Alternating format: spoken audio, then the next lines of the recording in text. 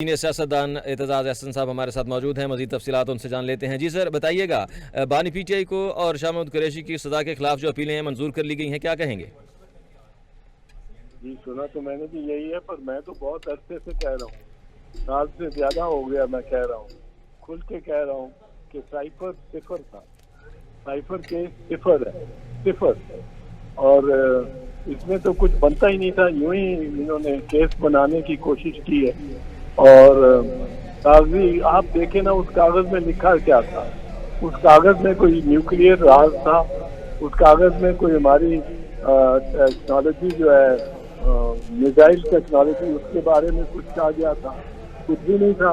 उस साइफर में ये कहा गया था, सो कॉल्ड साइफर, मुबैना तौर पर जिसको साइफर कह रहे हैं, वो ये कहा गया था कि एक अमरीकी हमारे सफीर क्या बताया फॉरेन ऑफिस को और हेडक्वार्टर को कि एक अमरीकी भारतीय अहदेदार, आला अहदेदार डोनाल्ड ली ने वो हमारे सफीर को बुला के असद मजीद को ये कहा कि आप पैगाम दे दें वहाँ इस्लामाबाद कि अगर इमरान खान को वजारत उज़्मा से ना हटाया तो वो अमेरिका में माफ नहीं करेगा। भाई किस बात की माफी हमने उससे मांगनी है? पर ये एक इबारत थी। अब इस इबारत में क्या सीक्रेसी या सीक्रेट होने की क्या बात है? ये तो लोगों को पता लगनी चाहिए। अमेरिका के लिए ये जरूर हो सकता है क्लासिफाइड हो, लेकिन पाकिस्तान में तो क्लासिफाइड हो ही नहीं सकता है क्या? और वजीर आजम जो हलफ लेता है अपना आइन के तहत, उसमें ये हलफ लेता है कि मैं सब चीज़ों को बतौर वजीर आजम जो मेरे मख्फी रखूंगा, किसी से शेयर नहीं करूंगा। लेकिन अगर मुझे ये दूसरा हिस्सा, अगर मुझे कोई ऐसा जरूरत हुई कि मेरे फराइज मनसबी में ये लाजिम हो तो मैं वो बताऊंगा लोगों को। और ये लाजिम है कि वजीर आजम बताए कि कौन सी फॉरेन एजेंसी वजीर आजम या पाकिस्तान के खिलाफ साजिश कर रही है या मंसूबा बना रही है, ये तो लाजिम है उसको बताना।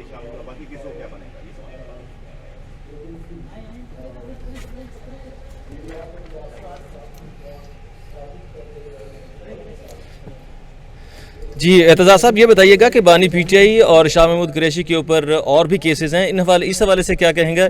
मजीद अब क्या बनेगा इनके मजीद केसेस का? बज़ाहिर तो जो केसेस इस वक्त तक उनके खिलाफ आए हैं, मैं उनको बतौर वकील अगर देखता हूँ प्योरली फोरेंसिकली, तो उनमें से कोई भी केस बनता नहीं है, बनता ही नहीं। और आप किसी मखसूस केस के बारे में पूछना चाहें तो मैं कर सकूंगा, लेकिन उनमें सब में बरियत लाजमी है मेरे साथ।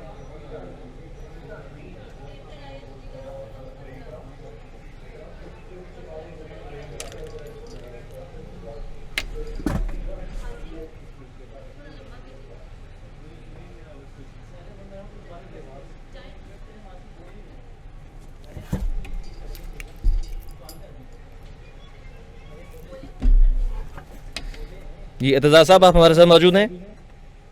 जी हूँ, आप ही। जी एतजाज़ साहब, ये बताइएगा कि इसी जुडिशरी से, इन्हीं अदालतों से ये सज़ा सुनाई गई और अब जो है रिलीफ भी बहुत बड़ा ज़ाहिर है, बहुत बड़ा रिलीफ दिया गया।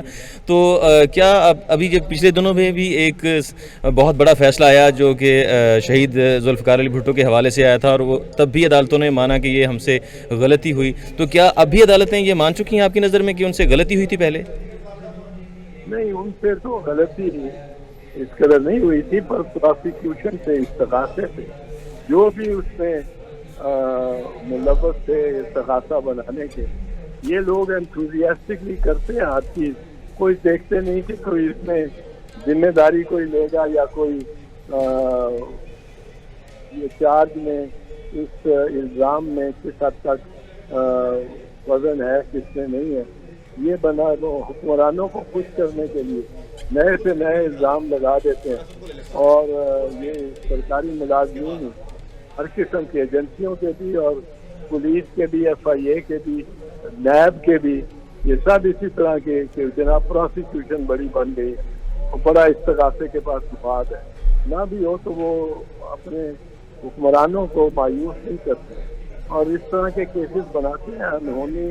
اب آپ کو یاد ہوگا, جی جی آپ نوجوان سے کہاں یاد ہو, انہوں نے ایک کیس صدر آصف علی زرداری پہ بنایا تھا جی جی کہ اس نے پاکستانی نژاد برطانوی تاجر اور بزنس مین بخاری کی ٹانگ سے بم باندھ کے, جی جی اور 8 دن وہ بم باندھا رہا اور وہ پھرتا رہا کراچی بھی, بینکوں میں بھی جاتا رہا, اور اس سے ڈرا کے اس بم سے انہوں نے اس سے 1 کروڑ روپیہ وصول کر لیا.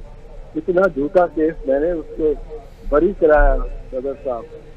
تو جس سے یہ الف لیلوی کہانیاں بنا دیتے ہیں. اب جس طرح کی انہوں نے جو باقی کیسز میں بھی بنائی ہیں, میرے خیال میں تو کوئی ایک کیس بھی ابھی تک ٹھوس نہیں ہے جو عمران خان کے خلاف. جی ان کے خلاف. بانی پی ٹی آئی کو یہ بتائیے گا اعتزاز صاحب کہ بانی پی ٹی آئی کو اس کیس میں تو ریلیف مل گیا, اس کے بعد ان کے جیل کے باہر آنے کے کتنے امکانات ہیں؟ ابھی یہ کہا نہیں جا سکتا کتنے مقدمات انہوں نے بنائے ہیں. یہ تو 13 مرتبہ آفریدی نکلا, باعث شہریار آفریدی 13 مرتبہ انہوں نے گرفتار کر لیا اس کو. پھر آخر کہیں جا کے ان کو ریلیف دی تو ایک دلیر جج نے, بابر ستار نے ریلیف دی. جی بالکل. اور ورنہ وہ تو یہی سائیکل میں پڑے ہوئے تھے, اور بہت سارے لوگ اسی سائیکل میں پڑے ہوئے تھے. بیل موو کرتے تھے, بیل ہو جاتی تھی تو اس کے لے باہر نکلتے ہی گرفتار کرتے, پھر کسی اور کیس میں لے جاتے تھے.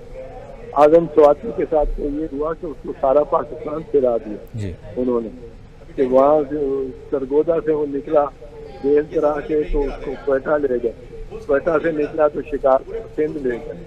تو یہ انہوں نے جو رسم ایک بنائی ہوئی تھی اس میں کچھ اب ان کو پتہ لگا کہ عدالتیں ابھی جاگ رہی ہیں, کوئی نہ کوئی عدالتیں جاگ رہی ہیں, اور وہ ان کو ذرا تھوڑی سی پریشانی, تھوڑی سی نہیں بہت سی پریشانی ہو رہی ہے.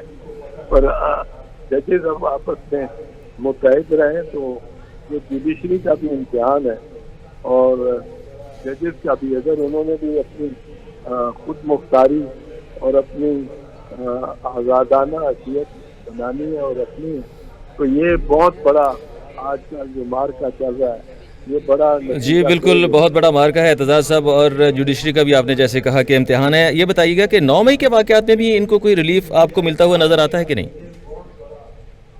9 مئی میں تو ملے گا ہی ملے گا. 9 مئی تو معمہ ہے, ابھی میری نگاہ میں اتنا معمہ نہیں ہے, پر لوگوں کے لیے انہوں نے معمہ بنایا ہوا ہے, اور میڈیا بھی پلے آن کر رہا ہے ان کے ساتھ, اور بھی بڑا سلامتی کا مسئلہ, اور یہ کوئی حملہ, ایسے حملے یہ تو بتا سکتا ہے, آئی جی بتا سکتے ہیں کہ کیا ایکشن ہوا, کیا کس نے کیا. سب کچھ CCTV کیمراز جو کہ پروڈیوس نہیں کیے جا رہے کورٹ کمانڈر راؤت کے مثال کے طور پہ.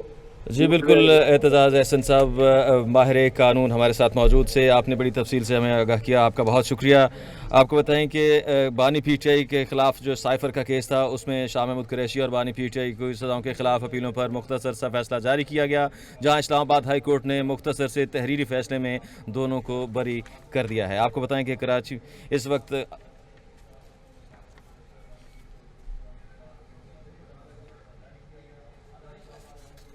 آگے بڑھتے ہوئے آپ کو بتائیں کہ کراچی میں